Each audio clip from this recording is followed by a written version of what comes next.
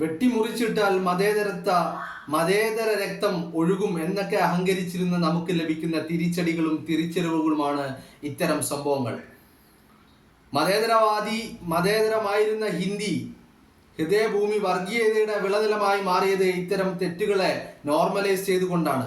അധ്യാപികയായി പോലും തുടരാൻ അർഹതയില്ലാത്ത പ്രസ്താവനയാണ് ഹിജാബ് ഭയപ്പെടുത്തുന്നു എന്ന വാചകത്തിലൂടെ ഇവർ നടത്തിയത്. അവരെ മികച്ച പ്രിൻസിപ്പളായി ആദരിക്കാൻ റോട്ടറി ക്ലബ്ബ് കണ്ട യോഗ്യത എന്താണ്?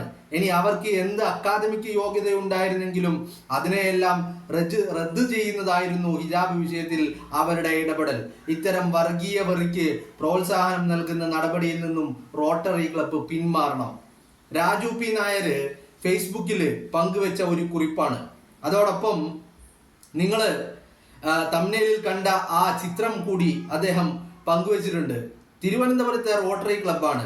Congratulation for being selected for the rotary international excellence award എന്ന് പറഞ്ഞുകൊണ്ട് sister Helena Albi, principal saint Rita's school public school CBSE Palluruthy, the principal of the year അവാർഡാണ് ഈ പറയുന്ന സിസ്റ്റർ ഹെലീനക്ക് നൽകിയിരിക്കുന്നത്. എന്തിനാണ് സിസ്റ്റർ ഹെലീനക്ക് നൽകിയിരിക്കുന്നത് അവാർഡ്? അത് തന്നെയാണ് രാജു പി നായരും ചോദിക്കുന്നത്. എന്താണ് ഇത്തരത്തിലൊരു അവാർഡ് നൽകാൻ സിസ്റ്റർ ഹെലീനയെ തിരഞ്ഞെടുക്കുന്നതിനുള്ള മാനദണ്ഡം എന്താണ്? വർഗീയത തുപ്പലാണ് മാനദണ്ഡം അല്ലേ? അതല്ലെങ്കിലും നമ്മൾ കുറച്ച് കാലങ്ങളായിട്ട് കാണുകയല്ലേ, നമ്മുടെ രാജ്യത്ത് പല അവാർഡുകളും ഇത്തരത്തിൽ വർഗീയ വിദ്വേഷങ്ങൾ പകരുന്ന രീതിയിലുള്ള ആളുകൾക്ക് അവാർഡുകൾ നൽകുകയാണ്. കഴിഞ്ഞ ദിവസം നമ്മൾ കണ്ടു, എന്താണ് ഇന്ത്യയിലെ നാഷണൽ ഫിലിം അവാർഡ്. ആ ഫിലിം അവാർഡില് ഏറ്റവും നല്ല സിനിമക്കുള്ള അവാർഡ് കിട്ടിയത് ദ കേരള സ്റ്റോറിക്കാണ്. ആ കേരള സ്റ്റോറി എന്താണ് പടച്ചുവിട്ടത്? പച്ച നുണകൾ പടച്ചുവിടുന്ന ഒരു സിനിമക്ക്, ഒരു പച്ച നുണകൾ സമൂഹത്തിൽ ഇങ്ങനെ വ്യാപിപ്പിക്കുന്ന സിനിമക്ക് നാഷണൽ അവാർഡ്. ഈ ഇന്ത്യ കണ്ട ഏറ്റവും വലിയ സിനിമ അതാണത്രേ. അപ്പോ അവാർഡുകളൊക്കെ ഇങ്ങനെ കോമഡി ആവുക എന്ന് ഞാൻ പറയുന്നില്ല. ഈ അവാർഡുകളൊക്കെ പല അജണ്ടകൾക്ക് പുറമെയാണ് ഇപ്പോൾ അവാർഡുകൾ നിശ്ചയിക്കപ്പെടുന്നത്. ആ നിശ്ചയിക്കപ്പെട്ട അവാർഡിന്റെ മാനദണ്ഡം എന്താണെന്നുള്ളത് ഇവർ വ്യക്തമാക്കൊന്നും വേണ്ട. മാനദണ്ഡമൊക്കെ എല്ലാവർക്കും മനസ്സിലായില്ല കാര്യങ്ങൾ അല്ലേ? സെന്റ് റീത്താസ് എന്ന് പറയുന്ന ഒരു തീപ്പെട്ടിക്കൂട് പോലത്തെ സ്കൂള്, ആ സ്കൂളില് പ്രിൻസിപ്പളിന് അവാർഡ്. നിങ്ങളിന്ന് ആലോചിച്ച് നോക്കൂ, കേരളത്തിന്റെ സാമുദായിക അന്തരീക്ഷത്തിലും ഈ പൊതുവിദ്യാഭ്യാസ രംഗത്തും സംഭാവനകൾ എന്ന് പറഞ്ഞാൽ നമ്മൾക്ക് അവിസ്മരിക്കാൻ പറ്റാത്ത അധികം സംഭാവനകൾ, ചരിത്രത്തിന്റെ ഭാഗമാകുന്ന സംഭാവനകൾ, അവരുടെ കഴിവും അവരുടെ പ്രാപ്തിയും കൊണ്ട് ഒരു സമൂഹത്തെ ഒന്നാകെ ഇങ്ങനെ ഉയർത്തിക്കൊണ്ടുവന്നതിന്റെ എത്ര ഉദാഹരണങ്ങൾ നമ്മൾക്ക് മുന്നിലുണ്ട്. അവിടെയാണ് ഈ പറയുന്ന വർഗീയ വിഷം തുപ്പിയ സിസ്റ്റർ ഹെലീനക്ക് അവാർഡ്. വാ കൈയടിക്കണം നമ്മള്. പിന്നെ നമ്മൾ കൈയടിച്ചില്ലെങ്കിലോ വലിയ വിഷയമല്ലേ? നാണം കെട്ട വർഗങ്ങൾ, നെറികെട്ട വർഗങ്ങൾ, പിശാചിന്റെ സാത്താന്റെ പ്രവർത്തനങ്ങൾക്ക് അവാർഡ്. എന്താണ്? ഇതാണ് രാജു പി നായരും ഇത് തന്നെയാണ് ചോദിക്കുന്നത്.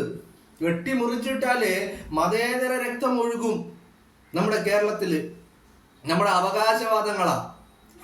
ഒരു മതേതര രക്തം ഇവിടെ ഒഴുകൂല. വിഷം തുപ്പുന്നവർക്ക് അവാർഡ് കൊടുക്കുന്ന ഈ നാട്ടില് എന്ത് മതേതര രക്തം ഒഴുകാനാണ്? വിഷം തുപ്പി ഹിജാബ് കാണുമ്പോൾ മറ്റു വിദ്യാർത്ഥികൾക്ക് ഭയമുണ്ടാകുന്നു എന്ന് പ്രസ്താവന.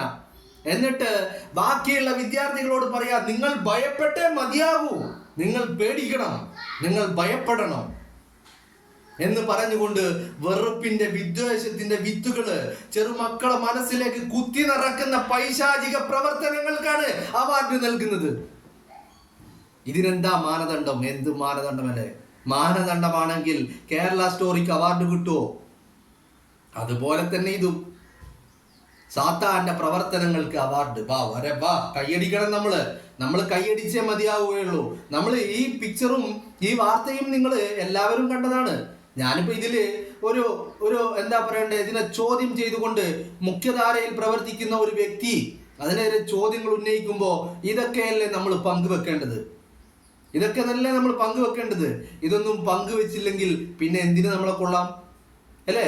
കേരളത്തിന്റെ മതേതരത്തെ മനസ്സിൽ, ഇവിടുത്തെ സാമുദായിക അന്തരീക്ഷം, ഇവിടുത്തെ സാഹോദര്യ അന്തരീക്ഷത്തിൽ വിഷം കലക്കിയിട്ട് അതിൽ നിന്ന് കലക്ക വെള്ളത്തിൽ നിന്ന് മീൻ പിടിക്കാനുള്ള ഏർപ്പാടുകളല്ലേ ഇവർ ചെയ്തത്.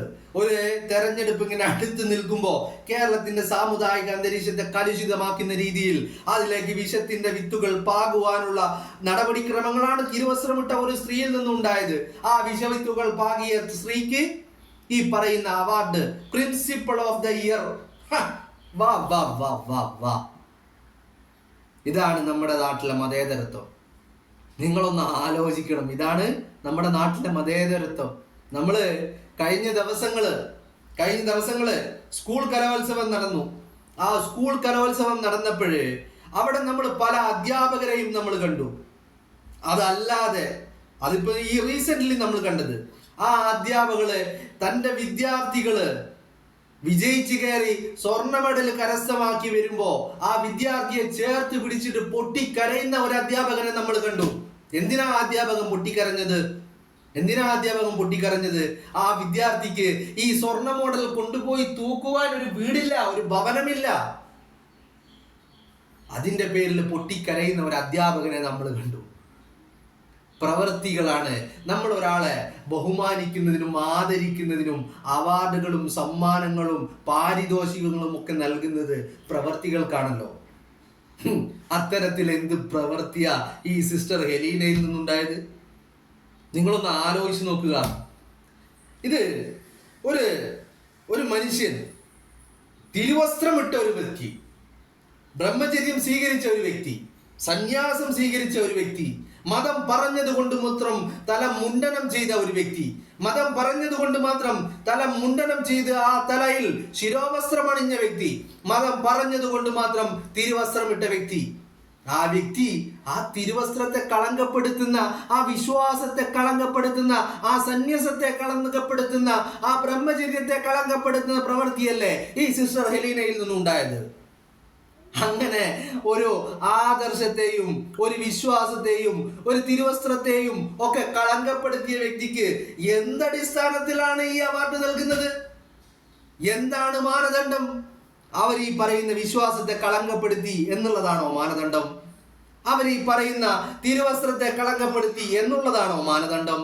അവർ ഈ പറയുന്ന ബൈബിളിന്റെ അധ്യാപനങ്ങളെ തള്ളിക്കളഞ്ഞു എന്നുള്ളതാണോ മാനദണ്ഡം? അതോ യേശു ക്രിസ്തുവിനെ തള്ളിക്കൊണ്ട് പിശാചിനെ കുടിയിരുത്തിക്കൊണ്ട് പിശാചിന്റെ പ്രവർത്തനങ്ങൾ, സാത്താന്റെ പ്രവർത്തനങ്ങൾ അവരിൽ നിന്നും ഉണ്ടായി എന്നുള്ളതാണോ മാനദണ്ഡം? യെസ്, അത് തന്നെയാണ് മാനദണ്ഡം. സാത്താന്റെ പ്രവർത്തികൾക്കാണ് ഇവിടെ കൈയടിക്കുന്നതും പ്രോത്സാഹനങ്ങൾ നൽകുന്നതും. ഇത്തരത്തിലുള്ള സംഭവങ്ങൾ ഇനിയും ഉണ്ടാവണമെന്ന് പലരും ആഗ്രഹിക്കുന്നു. ഇത്തരത്തിലുള്ള നടപടിക്രമങ്ങൾ ഇനിയും ഉണ്ടാവണമെന്ന്, ആവർത്തിക്കപ്പെടണമെന്ന് പലരും ആഗ്രഹിക്കുന്നു. അത്തരക്കാരെ ആദരിക്കുകയും അത്തരക്കാരെ പ്രോത്സാഹിപ്പിക്കുകയുമാണ് ഇത്തരത്തിലുള്ള അവാർഡുകളിലൂടെ ഇവർ ലക്ഷ്യം വെക്കുന്നത്. ഇനിയും കേരളത്തിന്റെ മണ്ണിൽ സാഹോദര്യത്തിന്റെ സാമുദായിക അന്തരീക്ഷത്തിൽ ഇനിയും വിഷം തുപ്പണം, ഇനിയും വിഷം കലക്കണം. അത്തരക്കാരെയാണ് കേരളത്തിന് ആവശ്യമെന്ന് ഇവർ ഈ അവാർഡിലൂടെ അടിവരയിടുകയാണ്. എന്നിട്ട് നമ്മൾ പറയും മതേതരം ഇങ്ങനെ വെട്ടിമുറിച്ചിട്ടാൽ മതേതര രക്തം ഒഴുകുമെന്ന്. ഒരു മണ്ണാങ്കട്ടിയും ഒഴുകൂല. ഞാനിത് എല്ലാവരെയും കുറിച്ചല്ല പറയുന്നത് കേട്ടോ. ഇവിടെ ഇത്തരത്തിലുള്ള ഒരു സമീപനം ഈ അടുത്ത കാലത്ത് എസ്പെഷ്യലി ഇങ്ങനെ നിരന്തരമായി ആവർത്തിക്കപ്പെടുന്നുണ്ട്. സാമുദായിക അന്തരീക്ഷത്തിൽ വലിയ ഈ വിഷവിത്തുകൾ പാകുവാനുള്ള ശ്രമങ്ങൾ പലരുടെയും ഭാഗത്തുനിന്ന് ഉണ്ടാവുന്നുണ്ട്. ചിലർ വിഷം തുപ്പാൻ വേണ്ടി മാത്രം, നാവെന്തിനാ എന്ന് ചോദിച്ചാൽ ഒന്ന് പച്ചക്കള്ളം പറയാനും മറ്റൊന്ന് വിഷം തുപ്പാനും പിന്നൊന്ന് ഊമ്പാനും, ഇതിനു വേണ്ടി മാത്രം നാവ് ഉപയോഗിക്കുന്ന പല ആളുകളും നമ്മുടെ ഇടയ്ക്കിടയിൽ പ്രവർത്തിക്കുന്നുണ്ട്. തിരിച്ചറിവുകളാണ് നമ്മൾക്ക് വേണ്ടത്. അവാർഡുകളും പ്രോത്സാഹനങ്ങളും ആദരവും ഒക്കെ നൽകേണ്ടത് അത് അർഹതപ്പെട്ടവർക്കാണ്. അതല്ലാതെ ഈ പറയുന്ന അവാർഡുകളുടെയും ഈ പറയുന്ന ബഹുമാനത്തിൻ്റെയും അതിനൊക്കെ ഒരു വിലയുണ്ടല്ലോ, ഒരു വാല്യൂ ഉണ്ടല്ലോ. അതിനെ നശിപ്പിക്കുന്ന രീതിയിലാവരുത് നമ്മുടെ പ്രോത്സാഹനങ്ങൾ. സമൂഹത്തിൽ വ്യക്തമായ ഇടപെടലുകൾ നടത്തുന്നവർക്കാവാം പ്രോത്സാഹനങ്ങൾ, അതല്ലാതെ വിഷം കലക്കുന്നവർക്കല്ല അവാർഡുകൾ നൽകപ്പെടേണ്ടത് എന്നുള്ള ഒരു കാര്യം നമ്മുടെയൊക്കെ മനസ്സിലുണ്ടാവണം.